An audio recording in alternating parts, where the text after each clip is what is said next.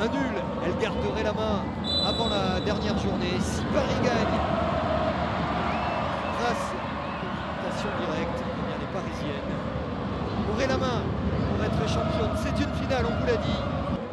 Nationales qui ont joué ensemble. Deux coachs également qui se connaissent par cœur. Allez Gerber, pourquoi pas, qui va tenter la lobe. Oh, quel geste d'Ada Gerber, alors que Sarah Boidi avait glissé.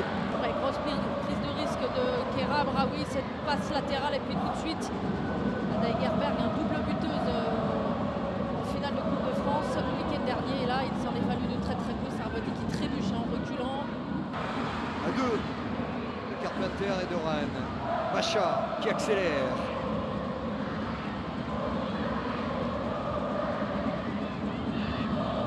Donc, ça c'est bien joué pour Carpenter qui accélère dans la surface. La frappe d'Ada Gerber, l'arrêt de Boidi et derrière Cascarino, c'était la balle de but. Quel coup de chaud sur le but du PSG. Ouais, quelle attaque encore, hein. C'est Macha qui va casser une première fois les lignes et puis on va chercher le dragster, hein, Ellie Carpenter. La Sarah Boidi qui va bien s'étendre et puis évidemment avec le poids des années, elle se relève un tout petit peu moins vite.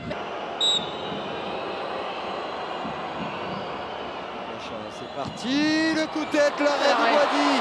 Quel arrêt de Sarah Boidi. L'ancienne gardienne du Temple lyonnais est à Paris désormais et rappelle qu'elle est une gardienne de qualité. Ouais, Vanessa Gilles qui rappelle que le jeu de tête, c'est aussi une de ses forces. Quel arrêt. 3 buts déjà, quelle intervention, parce que là ça vient fort. Elle met physiquement tout ce qu'elle a, toute l'intensité.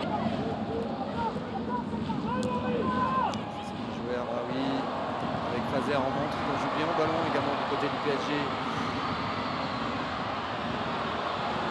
Max, Corbin Albert, 4 bonnes frappes. Ça frôle la lucarne de Christian Handler. La rentrée de l'américaine. Jeune talent qui monte aux États-Unis et qui a tout fait ou presque sur ce coup-là. Ouais, jeune talent, il y a tout. Frappe, fin de frappe, le petit dribble derrière la jambe d'appui. Et puis cette frappe pied gauche, enroulée, travaillée, qui passe tout, qui vient flirter avec la lucarne. Quel enchaînement. Traoré qui accélère, le geste technique raté. Les ballons perdus, rendus aux Lyonnaises avec Majri qui va entrer dans la surface. Amel Majri, pied gauche. Le centre de Majri, il est bon. Il est bon. Le centre de Majri.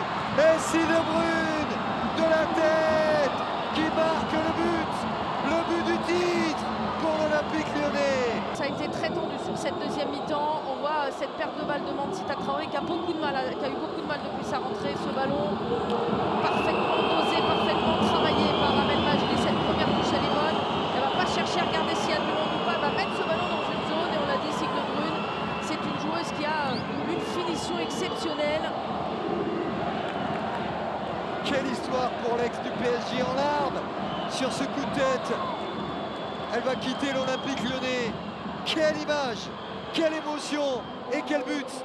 16e titre, c'est signé Signe Brune.